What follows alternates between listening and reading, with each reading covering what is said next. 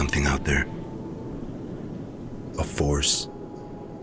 The existence of this mysterious entity surrounded a forgotten village far off the beaten path, located deep within the vast abyss of a barren desert. Nobody knew for sure what exactly was lurking just beyond the confines of their village. What they did know was that anytime anyone dared to venture beyond the village border, the mysterious entity would instantly strike, taking shape in the form of a monstrous catastrophic sandstorm. And because of the storm's violent and grandiose nature, it prohibited people from ever entering or leaving the village. The heat of the desert was unrelenting, scorching the surface of everything it laid its rays upon.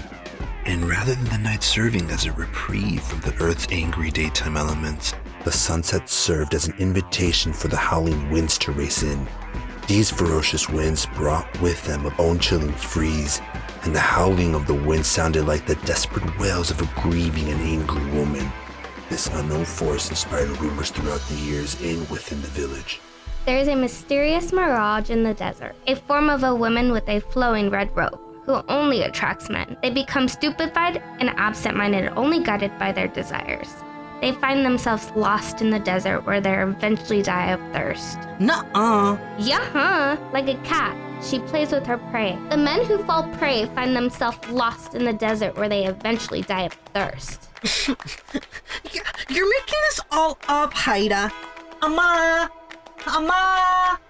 Haida's saying things, and she's just trying to scare me, right? Ya paran de pelear. Stop fighting. You're making all this up, Haida, and only snakes tell lies. There's a siren out there. The siren of the desert. No, Roman, ¿qué siren? She's a witch. Es una bruja. The daughter of the devil. La hija del diablo. Well, Rosie, you don't know that. Yeah, I do. She guards the gates of hell and lures the people who carry a debt of sins. Pero honey, we don't know. Why you always defend her? Hi, Rosie. We don't know what's out there. Yeah, I know what's out there. It's a woman. It's like La Llorona, but like she's mad. She's like crazy mad, bro. A woman? No, that's not true. Yes, it's a woman. Her anger is causing all these sandstorms. That's why there's so many of them. No. It's not a woman. I know someone who got close enough to see. Man, you're such a liar. You know somebody who got close enough to see. Who? It doesn't matter who. What matters is what they saw. And what did they see? A donkey. A donkey? Yeah, a donkey. A donkey queen, mother of all donkeys. Half donkey and half woman. Alright, so you're telling me that the mysterious force out there that's creating all these sandstorms is a donkey queen? Yep. From word of mouth, these stories spread through the village. Each telling of the story evolved and mutated into something greater than before, whether one is a part of a small settlement of hunters and gatherers living in caves or huts, or a part of a civilized, technologically advanced metropolis. We as humans strive to identify and seek an explanation for everything. At times, we tend to give explanation to things we can't explain. For if you were to witness the sandstorms and hear the constant cry of the wind at nightfall, these tales would bring comfort to the fear that one has gathered. It was never like this. The howl of the wind, the intense heat, those sandstorms started about 15 years ago. Those sandstorms are not natural. Those sandstorms are supernatural. Oh no. Whatever's out there, it is forcing us to stay put. No. Whatever is out there, it is protecting us from the outside world. Whatever it is, it's watching over us.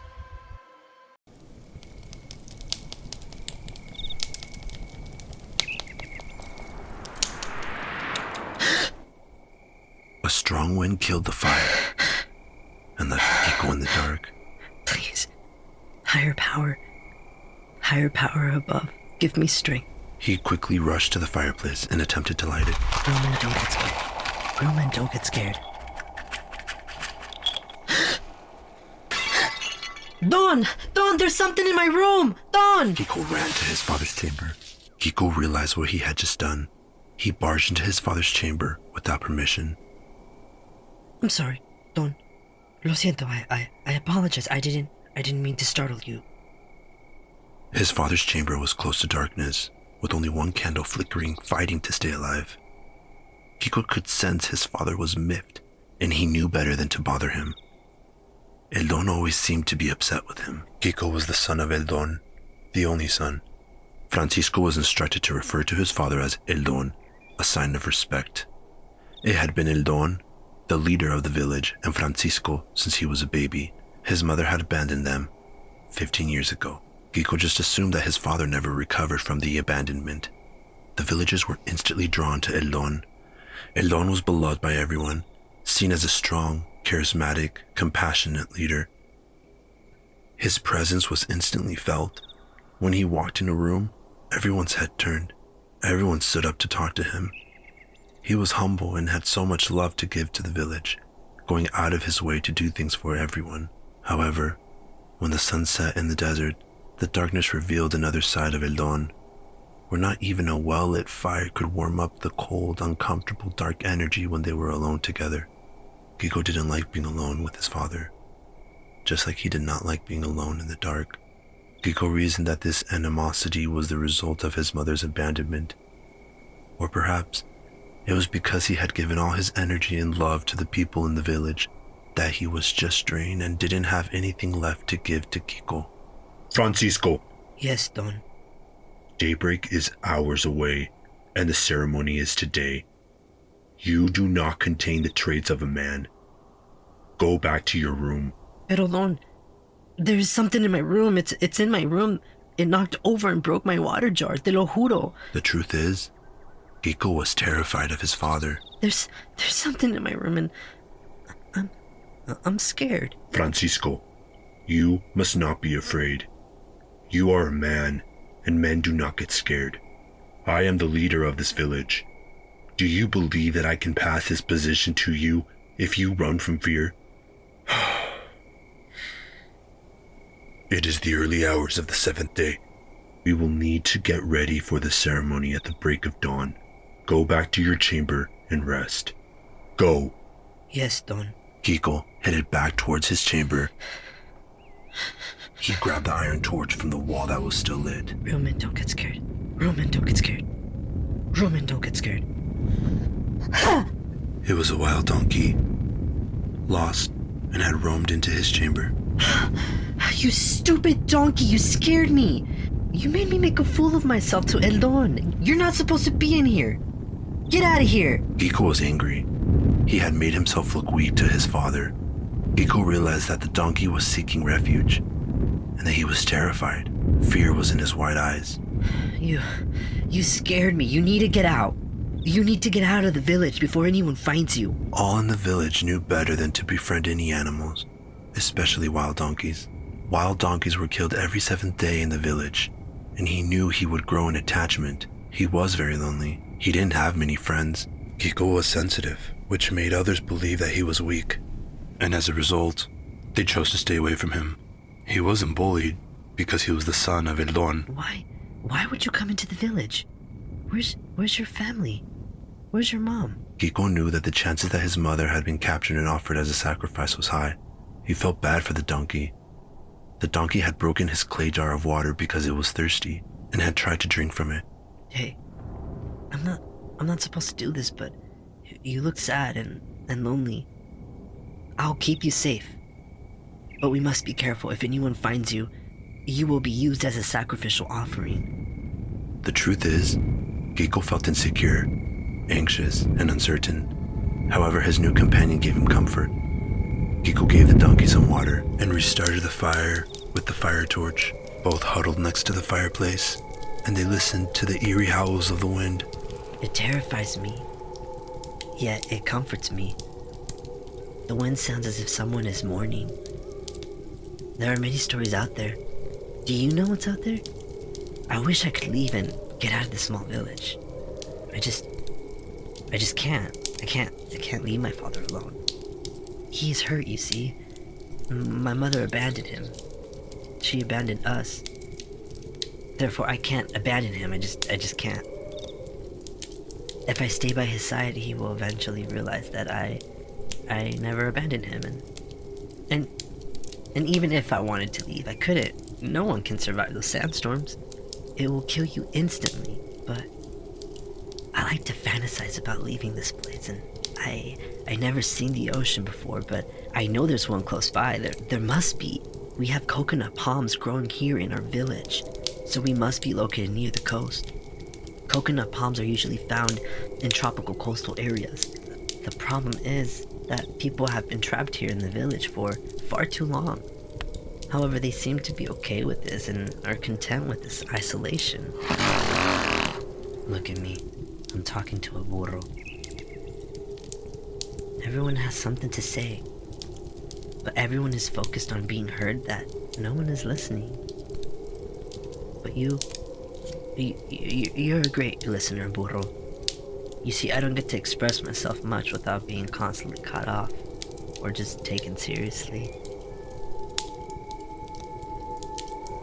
There's something about this wind, burro, I don't know. A feeling inside. It almost feels like the wind is calling out to me.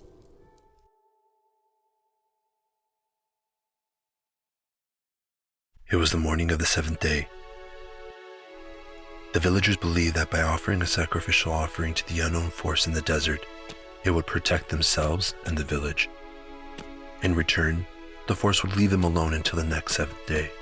On this day, El Don sends out 7 strong men from the village. This task was seen as an honorable position to go into the desert to round out at least one wild donkey for the sacrificial offering.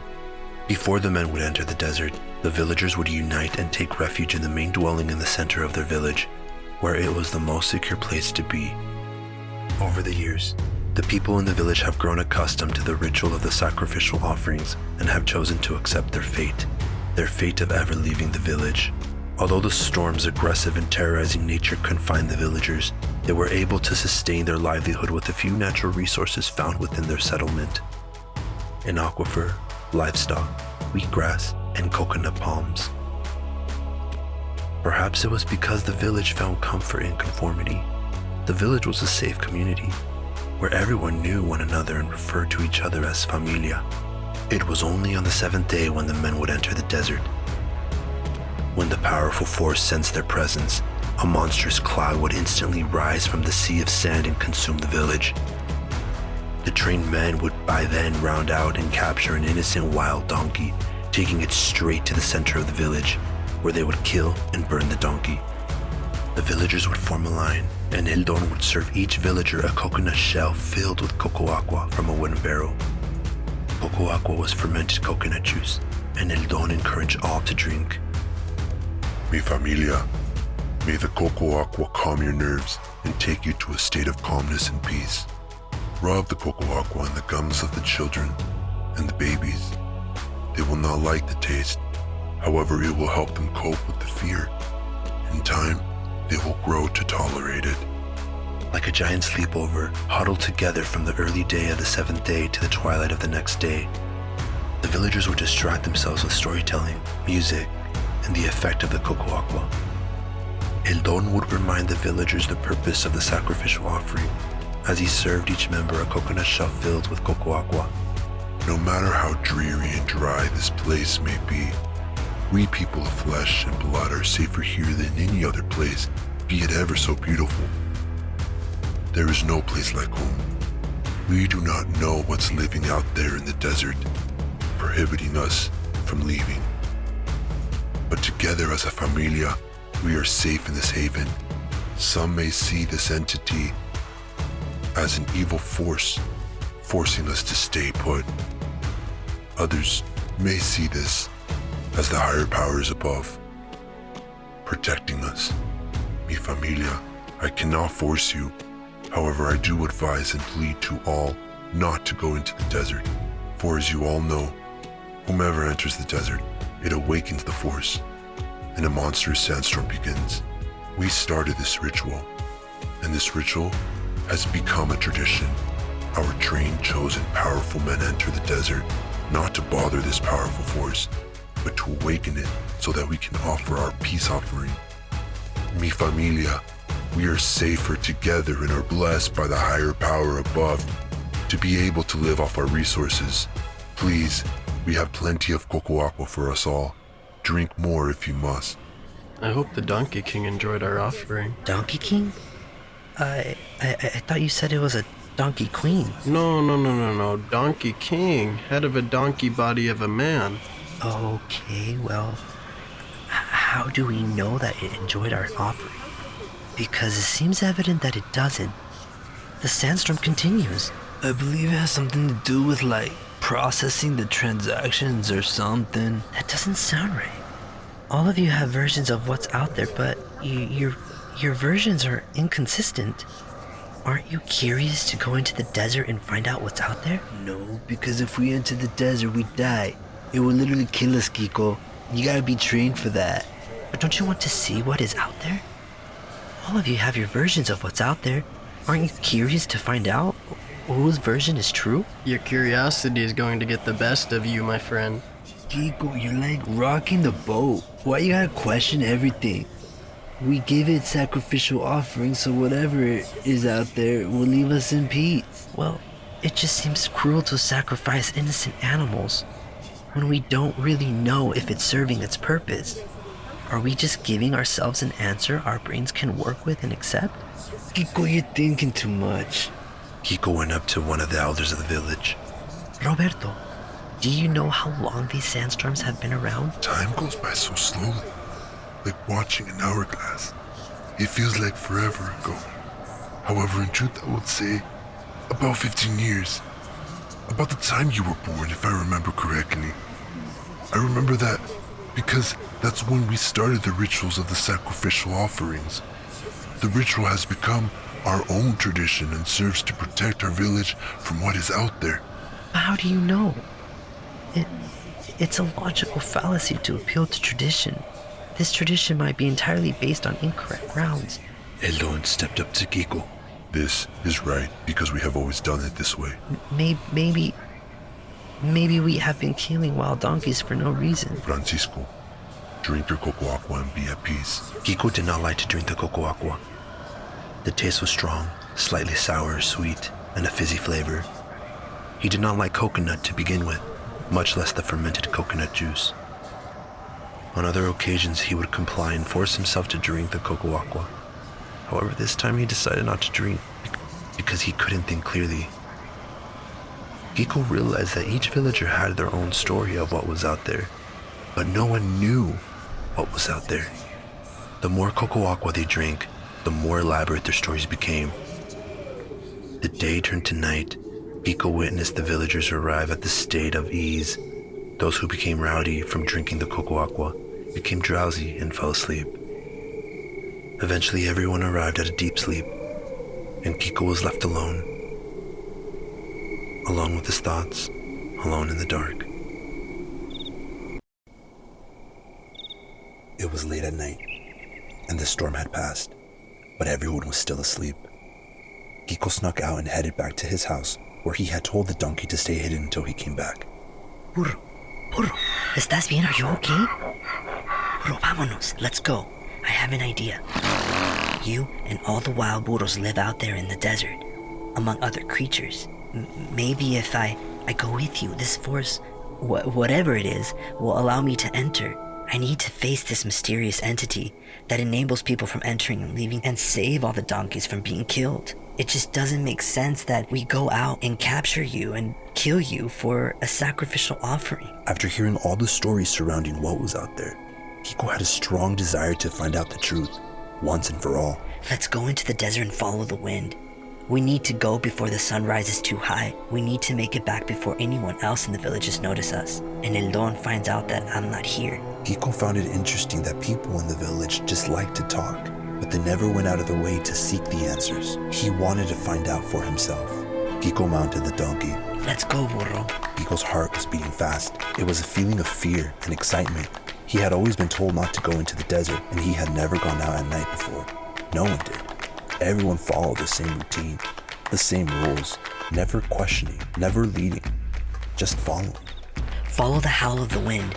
It might lead us to whatever is out there. Donkeys are known to be stubborn. However, these animals are just more cautious about where they are going. Donkeys refuse to move when they sense danger ahead. They will judge for themselves whether the way is safe. But the donkey kept running towards the desert, not hesitating. were showing signs of fear, and this comforted Kiko.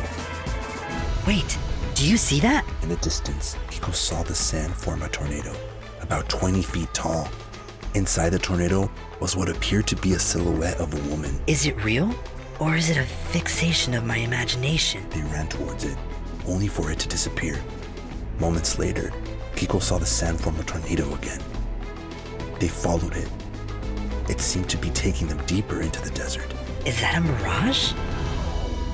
This unknown entity directed Kiko to an oasis filled with palm trees. In the center was a body of water. The sea green pool was crystal clear and inviting. When he got close to the water, he could see that there was something inside, like blurry moving images. A gush of wind pushed Kiko into the water. Kiko panicked at first because he didn't know how to swim. However, this pool was different. He couldn't hold his breath any longer, and he took a gulp of air underwater. And what Kiko didn't know was that the pool was magical. This pool allowed Kiko to breathe underwater. It felt like water and it felt cool against his skin. He decided to open his eyes. He saw moving images of his father and his mother. Forgotten memories formed again by tears gathered, creating this pool that he was in. In one memory, his father was seen embracing his mother. Magdalena, I love you. Kiko saw her for the first time. Magdalena. He was currently in the pool of Magdalena's tears, collected over the years since their separation. This pool of tears was like a sphere of vivid memories, and Kiko was floating in the middle. He had never seen her before, or had any object to remember her by, and no one in the village talked about her, or even said her name. He realized that the entity in the desert was his mother, and she was ready to share her story.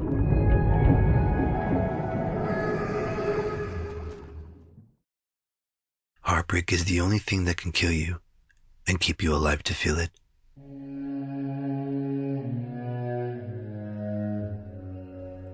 Magdalena was heartbroken, but she had an inner determination and an overwhelming feeling of desperation to stay alive and be reunited with her baby by her side. In Magdalena's last hours of life, she went through a journey of intense phases of emotion: sadness, desperation, frustration, and rage. To be left alive with your hands and feet bound with rope, deserted deep in the desert, stranded in a sea of sand, fully exposed by the sun, can only be done by a narcissistic monster. El Don was the ultimate bachelor. It was he who sought out Magdalena and asked for her hand in marriage. The young bride knew many women wanted El Don. However, she thought that by marrying him and going off to live in the remote village where he was from would secure their marriage. Soon after they wed, El Don and Magdalena discovered that they were expecting a child. Magdalena was always by El Don's side. She was loyal and truly loved him, only for him to seek others. Magdalena realized El Don would never be satisfied. He was always leaving her and his child behind to go on travels to visit his other lovers. Her intuition and murmurs in the town always revealed his whereabouts. It was the way he couldn't look her in the eye and tell her where he was going. And even after confronting him, he proceeds with his womanizing ways. Magdalena is broken and becomes weak. She waits for the baby to be born. The day arrives where Magdalena gathers enough strength and leaves. She informs no one and leaves a note. El Don discovers the note and instantly goes after her. Guided by his rage and entitlement, he was furious with Magdalena's refusal to obey and comply, and her courage to leave him with his baby. When El Don finds her on the road, he rips the baby out of her arms. Magdalena attempts to fight him off, but El Don was triple the size of her. He proceeds to tie her feet and her hands behind her back. He ties the rope so tightly that it instantly cuts off the blood circulation, turning her hands purple. He then drags her deep into the desert, far away enough so that no one could hear her scream. El Don takes the baby and leaves Magdalena in the desert to die. El Don told the people of the village that Magdalena left him for another man, a man of wealth, and that she chose to leave him and his son behind to start a new life in a new world. Magdalena had no authority over her narrative. When she died, her soul remained trapped in the desert. Her rage took form in the environmental climate of the desert. When she sensed anyone entering the desert, it would trigger her, and she would strike all who attempted to cross. It was the only way she could express herself. She couldn't speak. She couldn't tell her story and what had happened to her. But she was there. When the wind blew and howled, it was Magdalena crying and wailing from the sadness and frustration she was forever trapped in. Kiko finally understood. He got out of the water. He saw his mother, formed by sand, and he faced her. Mama, I'm so sorry. I know you're angry. What Eldon did to you is not okay. But your anger is not only holding you hostage, it is also holding the people in the village hostage. You have built up resentment and anger towards Eldon. But you need to forgive him. Mama, please listen to me. Forgiving doesn't mean accepting what has happened to you. Forgiving means accepting that it has happened to you. To forgive doesn't mean accepting that what happened to you was okay. It's just accepting that it has happened. Forgiveness is giving up the hope that the past could be any different.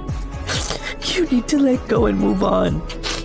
You were taught to give over your power to someone who didn't mean you well.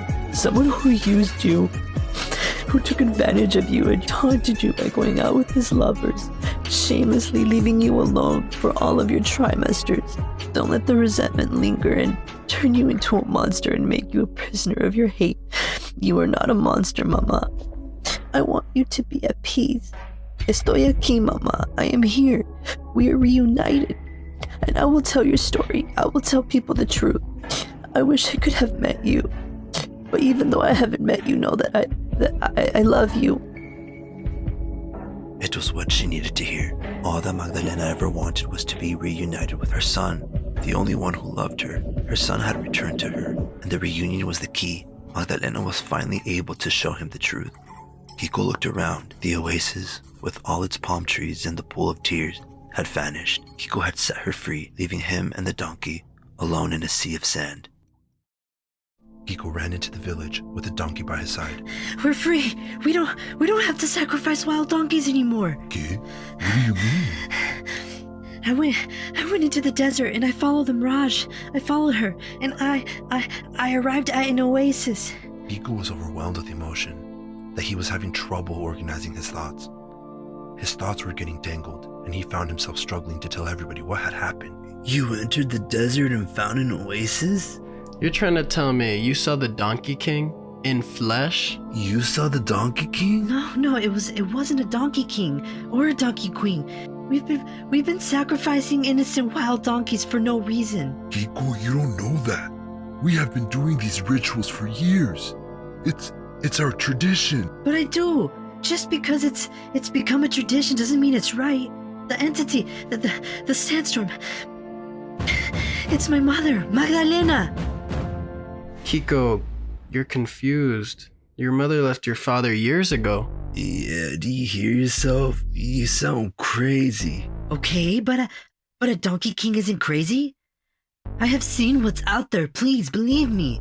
I just think I think that when there are no answers to big questions or when the answers don't mesh with the existing beliefs, our brains ends up using its own imagination to fill in the gaps. We rely on existing information to formulate new possibilities or answers through theories, speculations, and even made up stories. You guys didn't know any better. Pero Papa, what you did to Mama was... Why? You were purposely angering the force out there with this tradition, with this ritual. You were taunting her, purposely provoking her. That force in the desert was my mother, and you left her to die in the desert. Her soul has been roaming in the desert and became a powerful force of anger and resentment, which takes shape in the form of a sandstorm.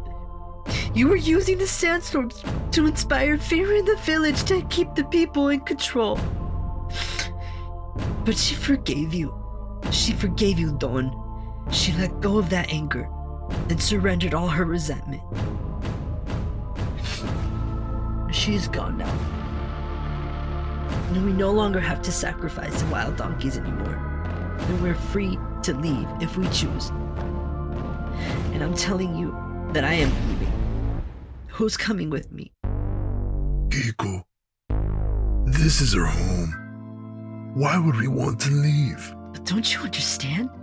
We are being dumped down with coco aqua and comfort with what we are familiar with. Nuh-uh, you're dumb. You and your stupid burro. I wasn't saying you guys were dumb. And he's not stupid. He's braver than all of you combined. What are you saying? You have never gone out in the desert and rounded up one before. These burros run away from what scares them. He may run away, pero burros always turn around and face what scared them. You all live in fear and conform to traditions because you choose to believe what you made up, to not face what was out there. And what is out there was my mama. Grab the burro and offer him as a sacrifice. No, mi familia. We will no longer be required to make offerings to calm the wrath of the desert. No more sacrificing wild donkeys. What is he saying? He's breaking tradition. Instead, I will offer my own flesh and blood. Elon is offering himself as a sacrifice. No, I will offer my son as a sacrifice. The ultimate sacrifice is a human sacrifice. What? You're making this up. Are you attempting to silence me? By having me sacrificed? I love him very much, and it pains me to do so. However, I am doing this for all of you, for his family, for our familia. It is clear that Kiko is unwell. He has gone mad. I never wanted to go down this route. However, if we offer our own kind, it will forever stop these catastrophic sandstorms. Eldon was not going to allow his only son to expose him. Take him to the altar. One of the men grabbed him from behind. No, Papa, stop! Let me go! This is murder, just like what you did to Mama! Kiko elbowed the man in his gut. Run, Burro, run!